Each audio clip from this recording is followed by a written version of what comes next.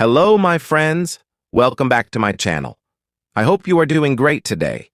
If you're here, it means you're excited to learn English while also learning about amazing personalities who changed the world. Learning English becomes so much easier when you listen to stories, especially biographies of great leaders. Today we are going to talk about one of the most inspiring figures in history, Mahatma Gandhi. This is going to be an incredible journey, full of lessons, emotions, and powerful moments. I will take you step by step through his life, from the very beginning to his death. So grab a cup of tea or coffee, sit back, and get ready to improve your English. While learning about the man who taught the world about truth, nonviolence, and the power of simplicity. Mahatma Gandhi was born on October 2, 1869, in a small town called Porbandar, located in present-day Gujarat, India. His full name was Mohandas Karamchand Gandhi, but later people began to call him Mahatma, which means great soul. Let's start from his childhood. Mohandas was born into a Hindu family. His father, Karamchand Gandhi, was a chief minister in Porbandar, and his mother, Putlibai Gandhi, was a deeply religious woman. Putlibai was a devoted mother and followed strict rituals like fasting and praying. Her simple lifestyle and deep spirituality left a lasting impression on young Mohandas. As a child, Gandhi was a quiet and shy boy. He was not very strong or brave. In fact, he was scared of many things, including the dark. But he had a deep sense of curiosity and an eagerness to learn.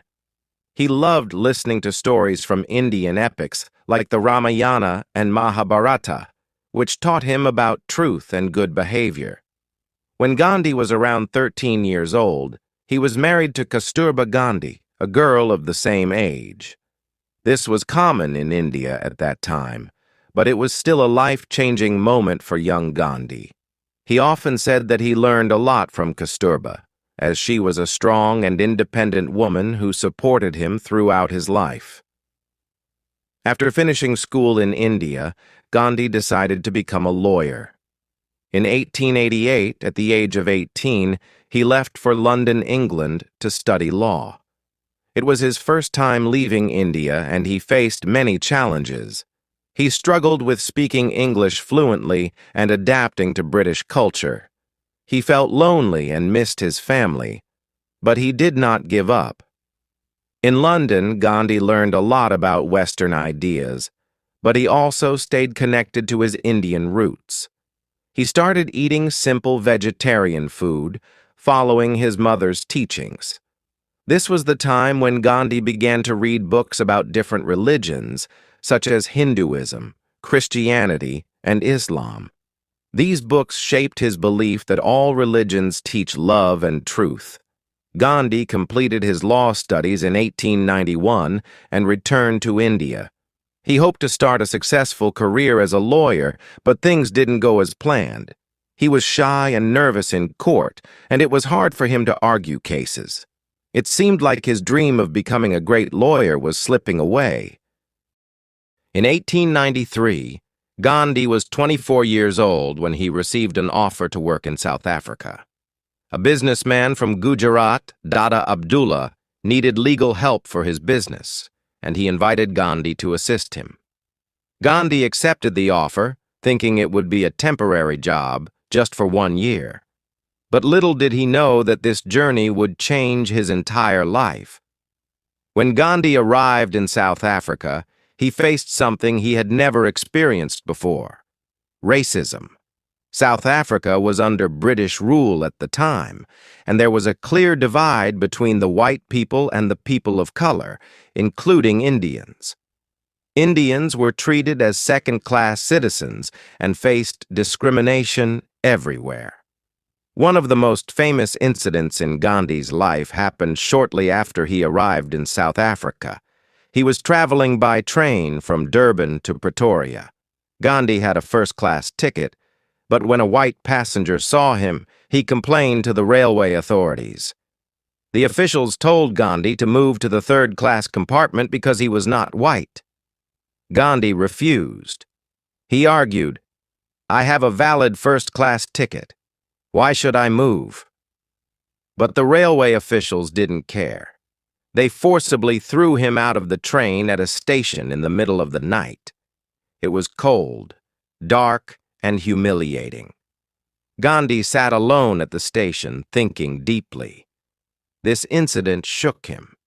He realized that this was not just his problem. It was the problem of all Indians and people of color living in South Africa. They were being treated unfairly, and no one was standing up for their rights. Gandhi decided that he could not stay silent. After the train incident, Gandhi began to observe the situation in South Africa more closely. He saw that Indians were not allowed to vote. They were forced to carry special passes, and they were treated with no respect. Gandhi started speaking to the Indian community and organizing them to fight against injustice. But here's what made Gandhi different. He believed in nonviolence. He didn't want to fight back with anger or violence. Instead, he believed in the power of truth and peaceful resistance. He called this method satyagraha, which means the force of truth. Over the next 21 years, Gandhi stayed in South Africa and led many campaigns to fight against discrimination. Here are some key events during this time. 1. Burning of the passes. In South Africa, Indians were required to carry special passes to prove their identity. Gandhi organized a protest where people burned these passes as a symbol of resistance. This was one of the first acts of civil disobedience led by Gandhi. 2. The Tolstoy Farm. Gandhi believed that living a simple and truthful life was important. He started a community called the Tolstoy Farm, where people lived together, worked hard, and followed his principles of nonviolence and truth. 3. The March Against Injustice. In 1913, Gandhi led a large march of thousands of Indians to protest against unfair laws. The march was peaceful but powerful, and it drew attention to the struggles of Indians in South Africa. During his time in South Africa, Gandhi completely transformed as a person. He became stronger, wiser, and more determined to fight against injustice. He also adopted a simple lifestyle. He wore plain clothes, ate simple food, and focused on serving others. In 1915, after spending 21 years in South Africa, Gandhi returned to India. He was 45 years old and had already become a well-known leader because of his work in South Africa. But now his focus shifted to his homeland. India was under British rule, and the people were suffering greatly. Heavy taxes, poverty, and lack of freedom were everyday realities. Gandhi knew he had to do something. When Gandhi returned to India, he didn't immediately jump into politics. Instead, he spent the first few years traveling across the country.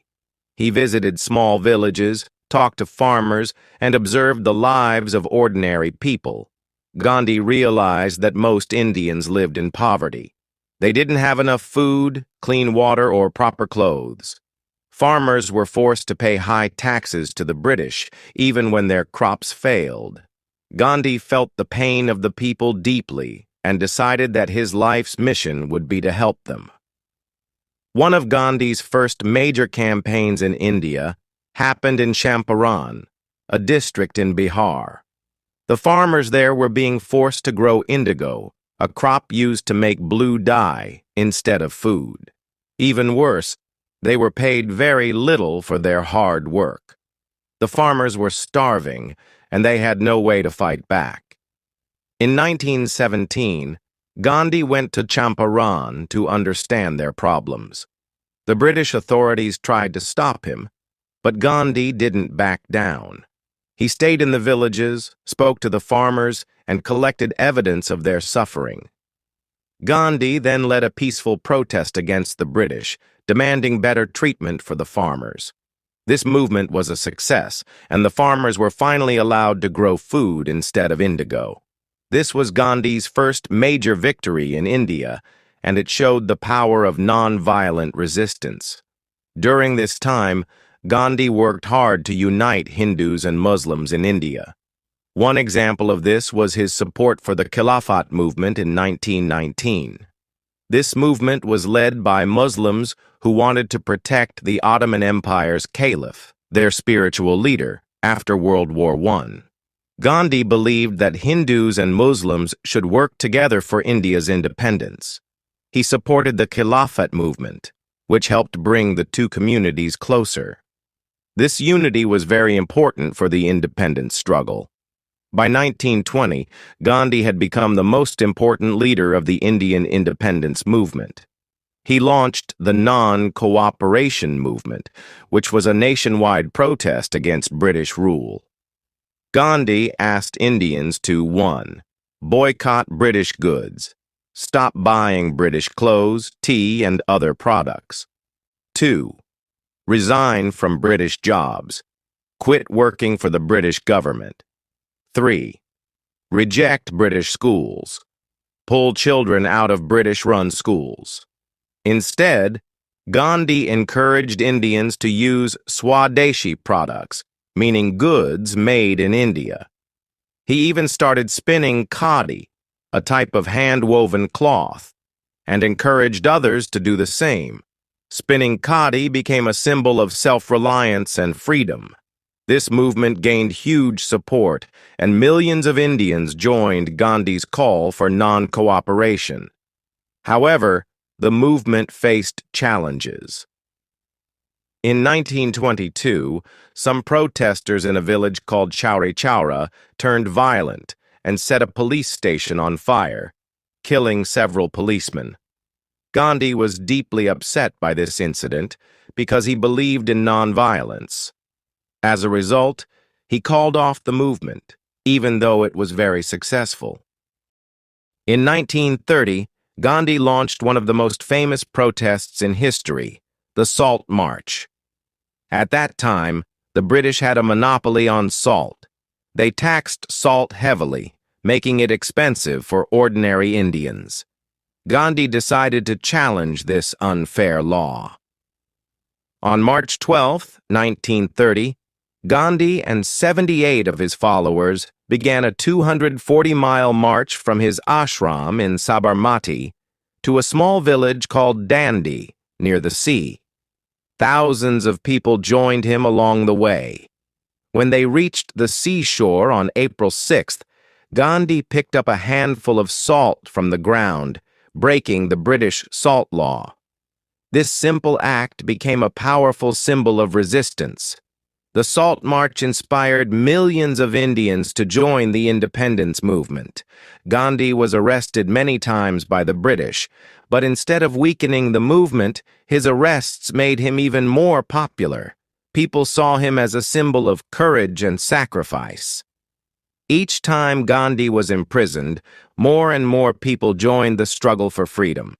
In 1942, during World War II, Gandhi launched the Quit India movement, demanding that the British leave India immediately. He gave a powerful slogan, "Do or die." He asked Indians to fight peacefully but with determination, saying they must not stop until they achieved freedom. The British responded by arresting Gandhi and other leaders. Protests erupted across the country, and people showed incredible bravery. The movement created massive pressure on the British government to leave India. Finally, after years of struggle, sacrifices, and peaceful resistance, India gained independence on August 15, 1947. Gandhi's dream of a free India had come true. However, independence came with a painful division of the country into two nations, India and Pakistan. Gandhi was deeply saddened by the violence and hatred between Hindus and Muslims during this time. After India gained independence in 1947, Gandhi should have felt happy and victorious, but instead, He was heartbroken. The country he loved so much was divided into two nations, India and Pakistan, based on religion. This partition caused terrible violence between Hindus and Muslims, and thousands of people lost their lives. Gandhi, who had always dreamed of a united India, was deeply saddened by this hatred and bloodshed. Now, in his final years, Gandhi's focus shifted. He worked tirelessly to bring peace and harmony to the people. Let's explore this powerful and emotional chapter of his life. When the British left India in 1947, they divided the country into two parts. India became a majority Hindu country, while Pakistan was created as a majority Muslim country. This decision led to chaos. Millions of Hindus and Sikhs were forced to leave their homes in Pakistan and move to India, while millions of Muslims moved from India to Pakistan. During this migration, people faced unimaginable suffering. Families were torn apart, homes were destroyed, and there was widespread violence. Hindus and Muslims, who had lived together peacefully for centuries, started fighting each other. Gandhi could not bear to see this hatred. At the age of 78, Gandhi decided to travel to the most affected areas to stop the violence. He walked barefoot through villages, met with angry mobs, and begged people to stop killing each other. He told them, "We are all children of the same God. Why are we fighting?" Gandhi didn't just talk, he led by example. In Calcutta, when violence broke out between Hindus and Muslims, Gandhi stayed in the city to restore peace. He refused to eat until the violence stopped. This was one of his famous hunger strikes, where he would fast as a form of protest. People were moved by his sacrifice and started to lay down their weapons. In January 1948, Gandhi moved to Delhi, where more violence had erupted. Once again, he began a hunger strike, refusing to eat until Hindus and Muslims promised to live in peace. Gandhi's health was already weak, but he didn't care about his own life. He believed that his fasting could inspire people to change their hearts. The people of Delhi were deeply affected. They realized how much Gandhi was willing to sacrifice for peace. Both Hindus and Muslims came together to pledge that they would stop fighting. Gandhi broke his fast when he saw that his efforts were successful. Even in his final years, Gandhi continued to live a simple life. He stayed in a small room, wore his humble khadi clothes, and ate plain food. He spent his days spinning his charkha spinning wheel, praying, and meeting people from all walks of life. He also worked hard to uplift the poor and improve the condition of the untouchables, whom he called Harijans, children of God. Gandhi believed that every human being deserved respect and dignity, regardless of their caste, religion, or background. On January 30th, 1948, something terrible happened. Gandhi was in Delhi, staying at Birla House. Every evening he would hold a prayer meeting where people gathered to listen to him. That evening, as Gandhi walked to the prayer ground, a man named Nathuram Godse approached him. Godse was angry with Gandhi because he believed that Gandhi was too kind to Muslims and had allowed the partition of India. Before anyone could stop him, Godse pulled out a gun and shot Gandhi 3 times in the chest. Gandhi fell to the ground, and his last words were, "Hey Ram, O God." The news of Gandhi's assassination shocked the world. People in India and around the globe mourned his death. Millions of people attended his funeral, and his ashes were immersed in the holy river Ganga. Even though Gandhi was no longer alive, his teachings and principles lived on.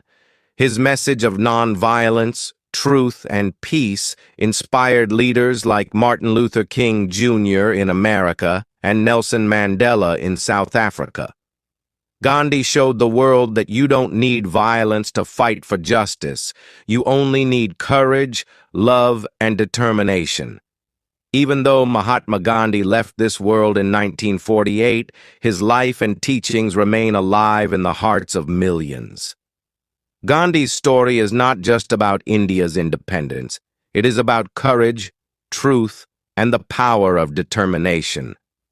He showed the world that even in the face of impossible challenges, we can achieve great things if we have the strength to believe in our values and never give up. Let's now reflect on Gandhi's greatest lessons and how they inspire us to be better, stronger, and more compassionate human beings. Lesson 1. Nonviolence is the greatest power. Gandhi proved that violence is not the answer. He believed that ahimsa, nonviolence, is the most powerful weapon we have. Imagine standing up to one of the strongest empires in the world without using guns or bombs. Gandhi taught us that patience, love, and truth can conquer even the greatest enemies. Think about this in your own life. Maybe you're facing problems at school, work, or with people around you. Gandhi's message reminds us to deal with conflicts calmly and with kindness. No matter how hard things get, we can always choose peace over anger. Lesson 2. Stay true to your principles. Gandhi believed deeply in truth. He called his life an experiment with truth because, for him, nothing was more important than being honest with himself and others. Even when people doubted him or criticized him, Gandhi stayed true to what he believed in. This is a lesson for all of us. When you have dreams and goals, the world might try to pull you down. People might say you're not good enough or that your dreams are too big. But Gandhi teaches us that we should never let go of our values. If you believe in yourself and work with honesty, nothing can stop you from achieving your dreams. Lesson 3. Small actions can change the world. When Gandhi started spinning khadi or making salt at Dandi, people laughed at him. They thought these were small, meaningless actions. But Gandhi showed that even the smallest steps can create the biggest changes. In our lives, we often think that our efforts are too small to matter. Maybe you feel like you're not doing enough or that your dreams are too far away. But remember this: big changes start with small steps. If you take one step every day toward your goal, you will eventually reach it. Lesson 4. Simplicity is the key to happiness. Gandhi lived a very simple life. He didn't need fancy clothes, big houses, or expensive things to be happy. For him, happiness came from helping others and staying close to his values. Today, many of us chase after material things, thinking they'll make us happy. But Gandhi's life reminds us that true happiness comes from within. It comes from kindness, gratitude, and living a meaningful life. Lesson 5. Never give up. Perhaps the most inspiring part of Gandhi's life is his determination. Imagine how difficult it must have been for him to fight against an empire as powerful as the British. He was jailed, beaten, criticized, and betrayed. Yet he never gave up. Gandhi believed that every failure was a step closer to success. He often said, "First they ignore you, then they laugh at you, then they fight you, and then you win." This is a lesson for all of us. No matter how many obstacles come your way, never stop fighting for your dreams.